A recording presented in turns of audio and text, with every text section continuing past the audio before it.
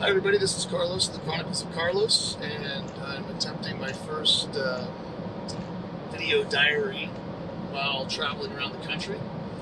On this particular trip, I left from Los Angeles, went to Boise, Idaho, then on to Gasquet, California, and then to several other points over to Oklahoma, and now I'm on my way from Oklahoma to Texas on back to California.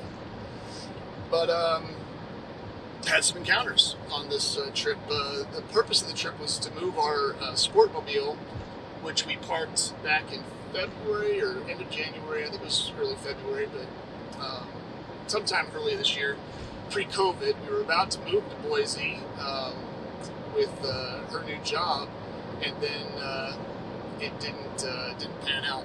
So we are now looking to move to Northern California.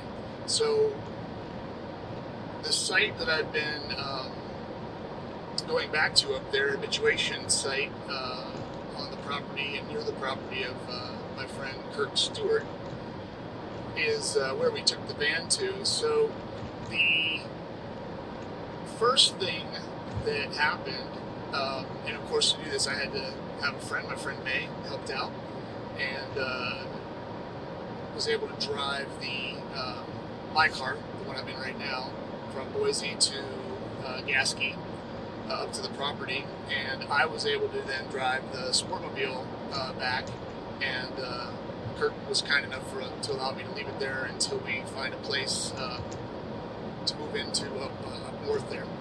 So at any rate, we went to Gasquet. Got there, it was about a 550-ish mile drive from Boise to this property on Gasquet, and we got a late start. We had to do some stuff with the tires. There was some issue. I just wanted to make sure the oil was, changed, all the fluids were topped off.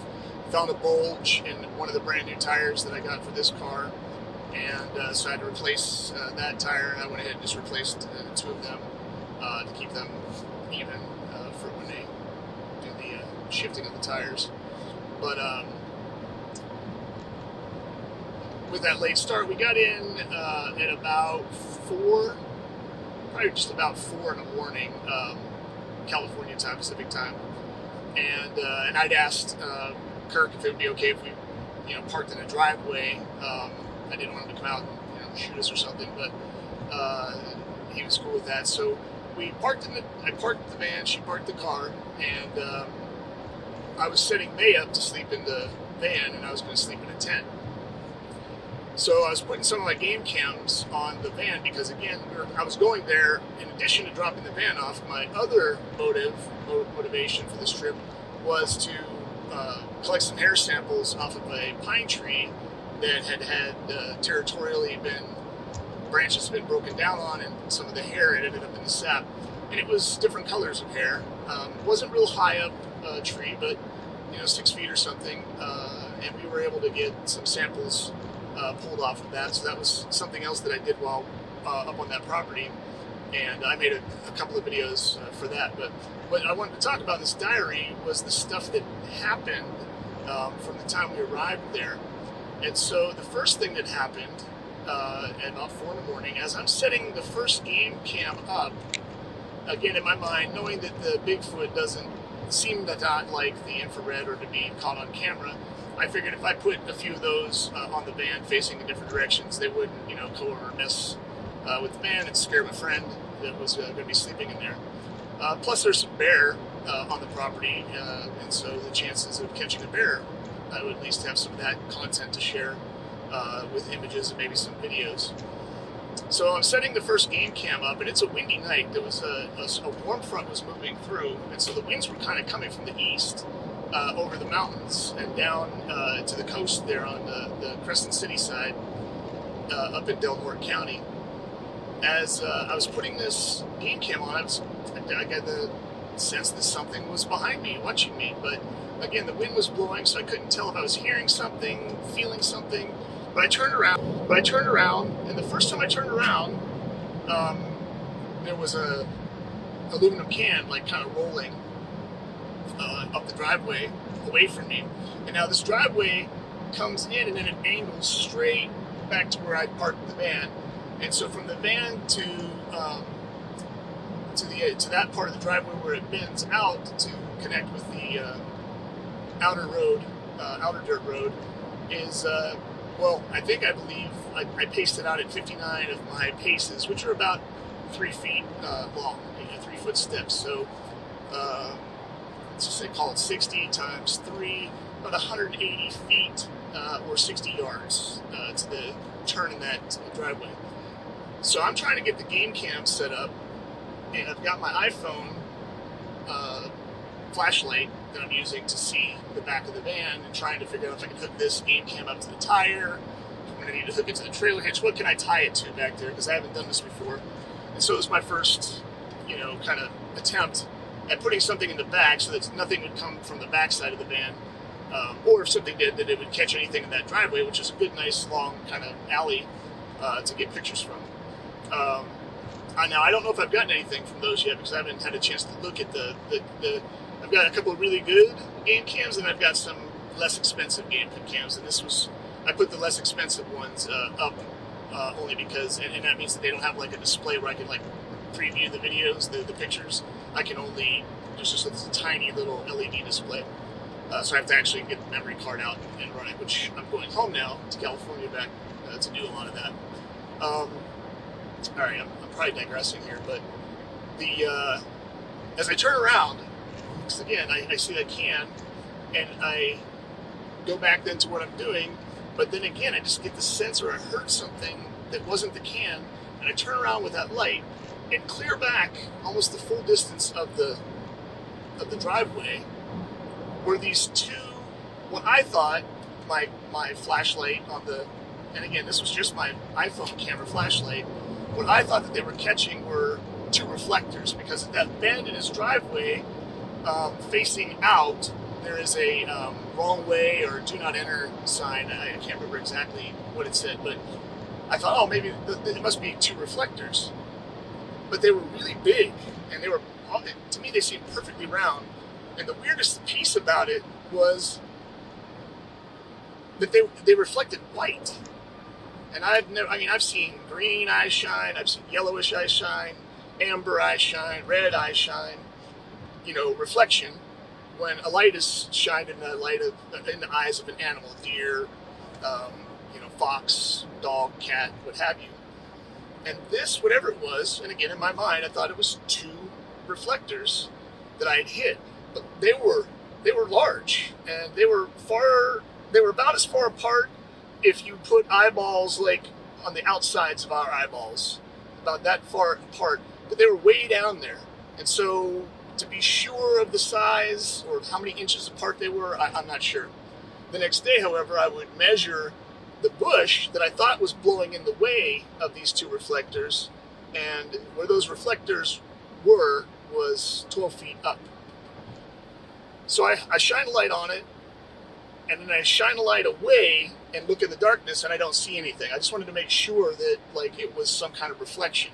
Shine a light back up, the two perfectly large, white, round objects were there. And again, to my mind, at that distance, maybe the size of racquetballs at the biggest. But I was thinking again, like the size of those little round reflectors. At any rate, I go back to what I'm doing, and again, I hear something this time back about where those eyes were. I shine a light back, and the wind's blowing, and I'm thinking, and now I don't see the reflection. So I'm thinking, oh, maybe a tree is getting blown in the way, so I'm not seeing those two reflectors. So I just finished what I'm doing, and I stopped being in my head, because I'm thinking I've just been driving for a long time, and I've got Bigfoot on the mind. It must be, Bigfoot on the mind kind of a thing. So I finish up what I'm doing, and I'm getting ready to go into the van and put the rest of the cameras up inside, facing out the front, facing out the one side window, when I go ahead and I turn one more time with my flashlight on the iPhone back.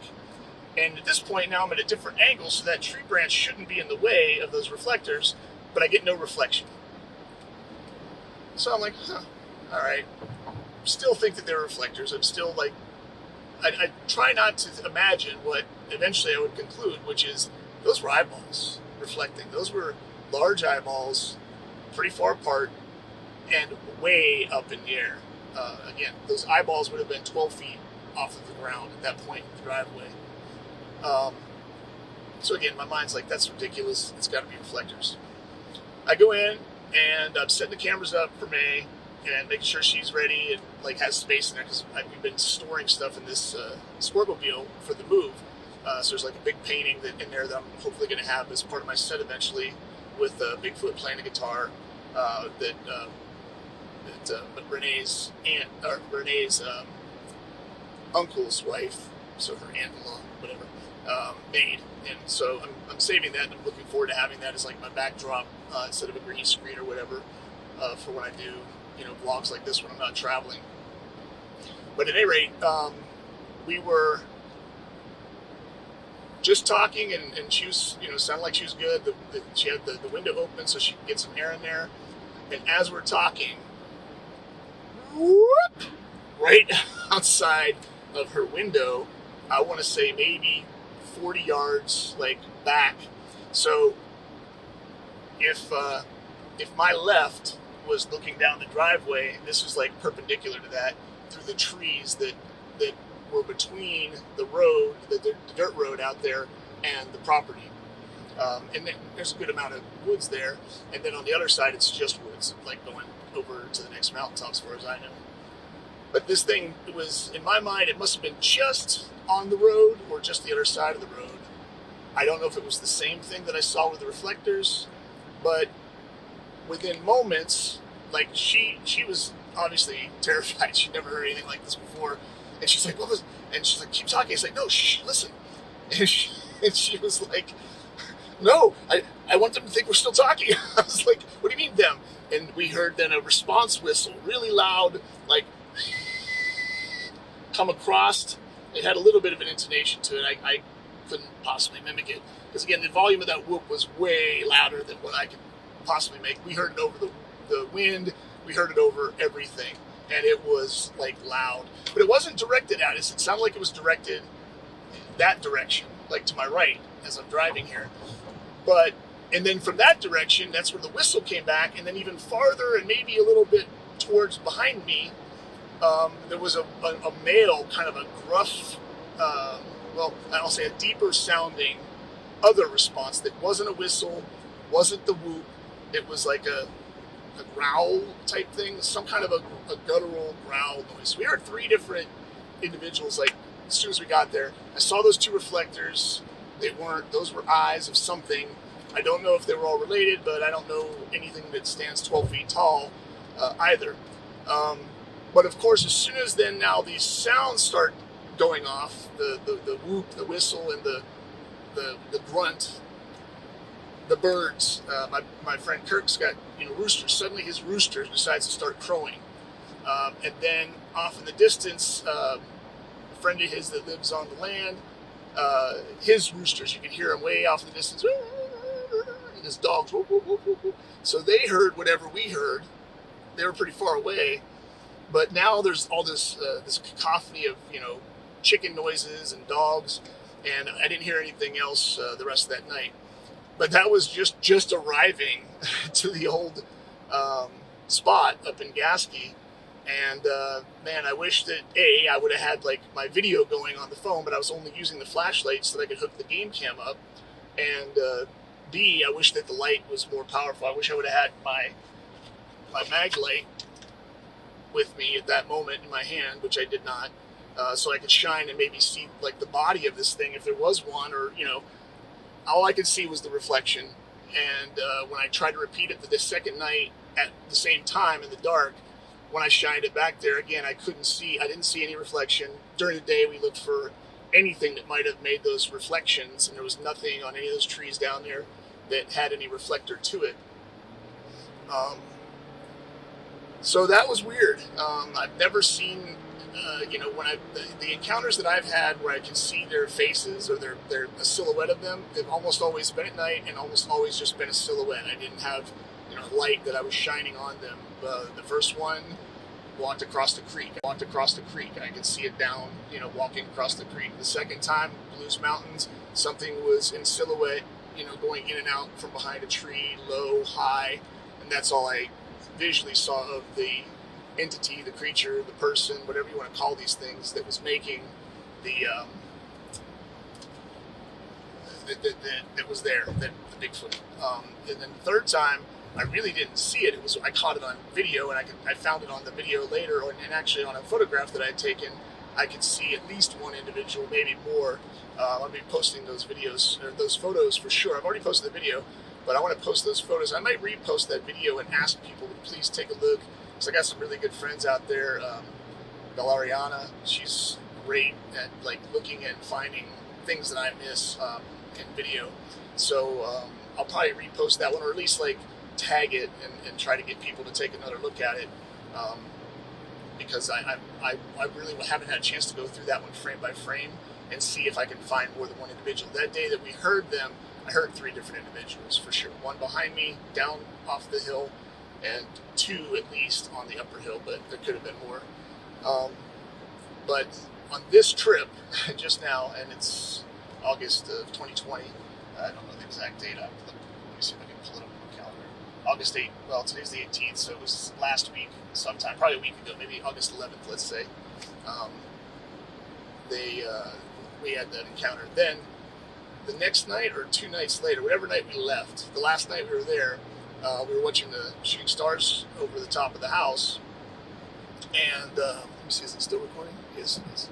I don't know how long the battery life is on this. I know I recharged this battery, or how much memory's left, so take my chances, and hopefully the audio's coming through this time.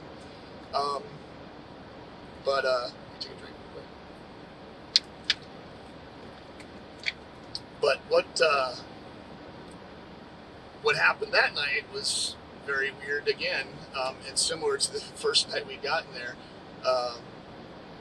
We pulled some chairs down lower on the property so that we were closer to kind of an open field to look at the stars. Plus, there were deer out in the field, and so I had this camera set up to see. I wanted to find out how well it did at dusk and going into dark, because it has an IR mode.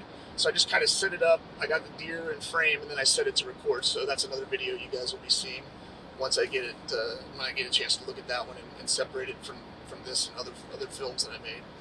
But we're watching the stars, and that night I was using this camera just to film, and I had my night vision goggles that I was trying out, my infrared goggles that I just purchased to see, if they were going to be able to give me any video or take any good pictures. The one thing I found out about those is really hard, because the display is so bright that if you try to take your eyes off of it, now you've lost any kind of night vision that you might have had otherwise. So it's a give and a take, but I'll review that technology later. So nonetheless, we're sitting out there watching some amazing shooting stars. They were just leaving these wide swaths in the sky, and again, we're up there with no light pollution. It was gorgeous from the top of the mountain. I want to say it's probably 3,000 feet ish, 3,005. I'll look it up and try to include it in the description below. But beautiful shooting stars, and and satellites and whatnot. So while I was in the tent later that night, and things quieted down, there was a neighbor over, and he left, went back to his place. It was really weird though, because he was walking with a flashlight back to his property, which was way back through the woods. And as he's walking back there, well, I mean, it's still Kirk's property, but this guy lives way back on the land. As he's going back there, all of a sudden, the flashlight gets all erratic. And earlier that evening, I'd spoken with this gentleman. I'm not going to say his name because I didn't ask him if I could, whereas Kirk said it was okay to use his name. But the interesting thing is, suddenly his flashlight kind of went a little erratic. Well, the next day we'd find out, so I'm kind of skipping ahead of this piece of the story. The next day he said he thought he kicked up a bear, something big. He kicked up out of the bush, right, probably 40 yards from us. And again, we were watching the deer in front of us, and then those deer, once we came down closer, they kind of moved off into the woods. But over this side of the property, then, where this guy was walking back by these thick berry bushes, something big, he said, went taking off, and when he shined his flashlight trying to find it, it wasn't a deer, because a deer will, you'll see the eye shine or tail or something. He said it was just something big and black. That's all he could say. And this is a guy who doesn't believe in Bigfoot's never had an encounter, as far as he's known, with these creatures. And so that's what he said that night. And so that kind of fascinated me, because that could relate to what I'm about to tell you. It happened then that night over, because the tent was situated 30 yards from where this had happened, and down lower in the yard. So I'm down there, and I'm going through a small town right now, so I'm trying to pay attention to the speed limits and talk to you guys at the same time. I think I'm in Texas now. I started the day in by Sulphur, Oklahoma, Ardmore area, dropping. My friend had helped take the van out and drive my car for me. So where was it? So that night, then, middle of the night, it's quiet. None of the animals are making, none of the farm. He's got a bunch of birds. They're all, roosted and asleep. And suddenly, from the area, now that putting it together, it sounded like 1.5 miles the direction where he said he kicked that animal off into, the bear. Let's call it a bear, because again, we know there's a bear on that property too. That direction, though, about 1.5 miles is my mental guess. I'm totally guessing based on how far the sound sounded like it was traveling and how loud it was. But in the dead silence of the night, I hear this really loud scream sound. And I mean, I wasn't asleep, but my eyes were wide open at that point. And then from that, again, on the other direction, probably not quite 1.5 miles, because it was more I don't say flat, but not as uphill or downhill, but up the mountain ridge line in the other direction. Again, a loud whistle came back, and some sound that I can't describe. It was like a metallic sound that I don't know. It wasn't like, when I say that, I only say it because of the texture of the sound sounded metally. I don't know what it was. Maybe machine. It sounded like machinery or metal, but nothing. Like, when I say that, I don't mean it sounded like a blender, or it sounded like gears grinding. I don't know what the sound was. It was a sound I'd never heard before. So, kind of like the first night, that kind of growl noise, but it wasn't a growl. It was louder than it was. It didn't sound like a growl, but I couldn't place it. I can't place those two sounds. I could place the whoop, I could place the whistles, and I could place the screech that then initiated another whistle, and then whatever that weird metallic noise was in the vicinity, but it didn't sound like it was the same source as the whistle. And again, it was like a but really loud. Again, I can't possibly, my whistling with this mustache and beard is not the best.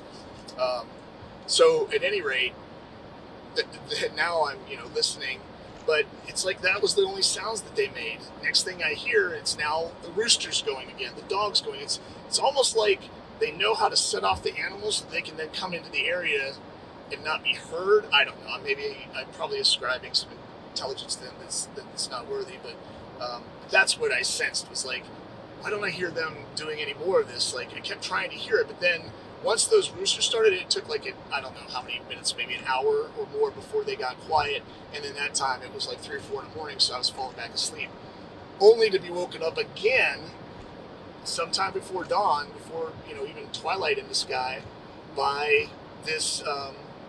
He's got one peacock left, and it sounded like something was trying to murder his peacock. And the peacock was screeching over by the bird area, and I was pretty close. So in that tent, all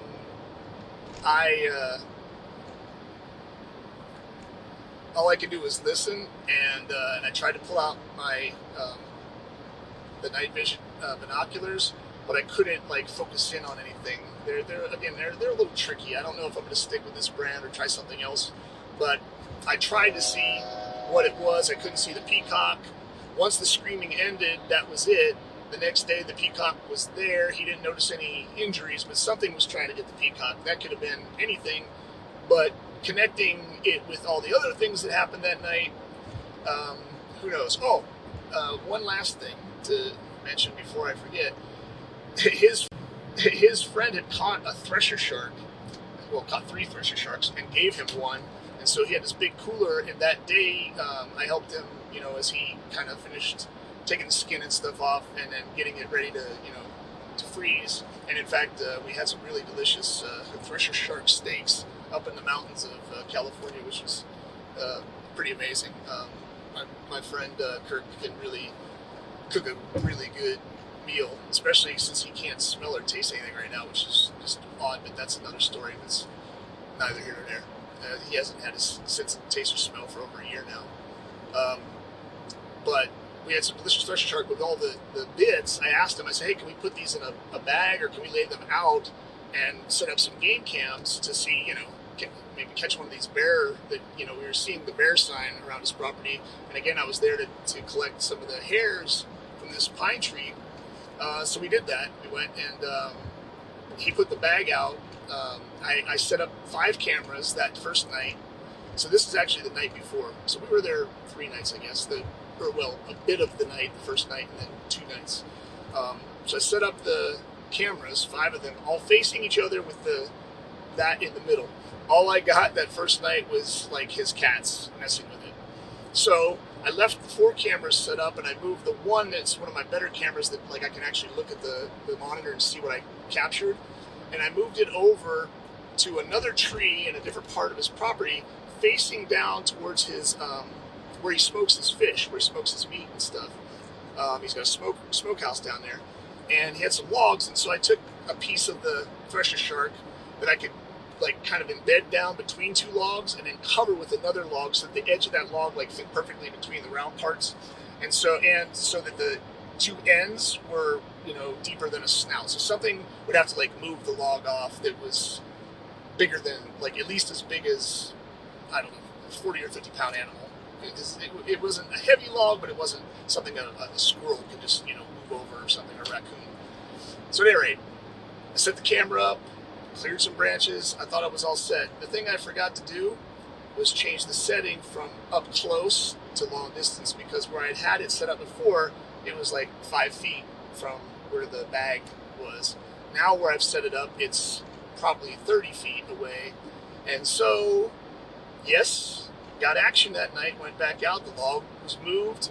It looked like it was either picked up, or I did an experiment, and I made a video of that, where I smacked it and it rolled off and landed as though something picked it up and moved it. So I know that it could have been clawed off, knocked off, or picked up and placed. All those options were on the table. But the piece of shark was gone. And then again, that next night, the smell was pretty ripe, because a heat wave had moved in during those few days, and that fish had been sitting out there. The buzzards were going, the turkey vultures, the flies. And so that second night, you kind of had to set yourself up so you weren't downwind of those that bag, because it was getting pretty rank.